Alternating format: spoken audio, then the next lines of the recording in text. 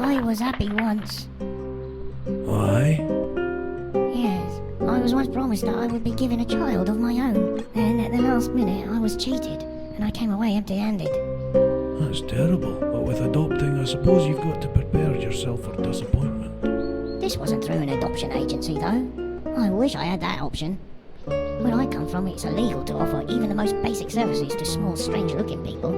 I couldn't even post a letter in peace. Gosh, how awful. Yes, I was eventually exiled to a place in the mountains. They didn't like me laugh either, you see. They said it was creepy. Anyway, one day I decided to take a walk near the castle. Having nothing to lose if I got caught, I heard someone crying. It was a girl. Turns out her father had said to the king she could spin straw into gold in order that he might marry her. He must have been drinking when he said that. Otherwise, he was a clear villain with only self-interest at heart. To cut a long story short, I can do a bit of magic, you see, so I span the straw for her in exchange for things I didn't really need anyway. I did that just to make her feel like it wasn't charity. The king kept locking her up and demanding her spin more gold, and on one evening, she realised she had nothing more to give me. So, I said she could give me her child. Hey, why not? No one's ever going to marry me in this kingdom of want, and she could have plenty of other babies, I'm sure. I went away full of happiness and built an extension on my shack. I painted it pink and blue to cover both genders, and I wove a little cot out of wicker. But when I came back for the baby, the newly made queen turned her back on me.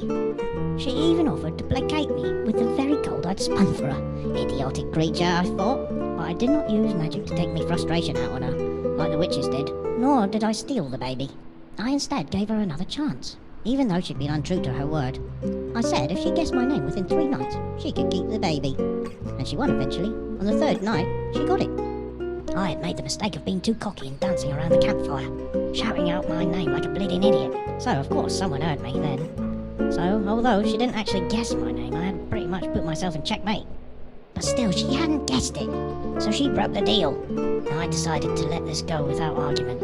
To be honest, I was thinking that if her child was anything like her, I didn't want it anyway. Then the queen, who not only would be without all these riches, but also would have had her head cut off and her father taken away had it not been for me, banished me.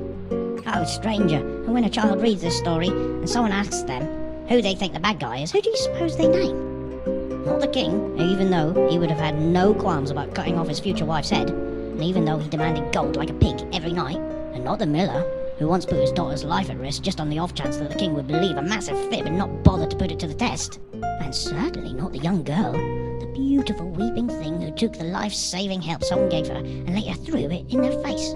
Who do you think? Me, of course. Because I am small and strange and have a funny laugh. Beauty gets away with everything.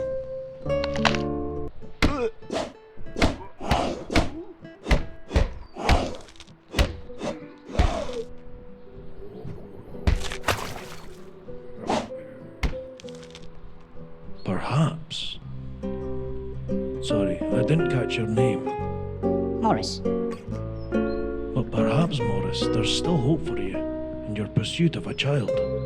No, that ship has sailed. Nowadays I just sit in the woods and try to keep out of the way of royalty, lest I'm dragged into a fable again. Okay, well, this might sound a bit rude, but you know, since you do magic and you seem like a nice guy, maybe you could help me with... Sorry, mate, I think you confused me with a fully trained witch. My magic is limited within the area of arts and craft. I haven't got a wand. I can knit you a turkey, or embroider you a bunch of flowers, or whittle you a spoon. But I doubt that's what you're after. No, not really. Well, take care, Maurice.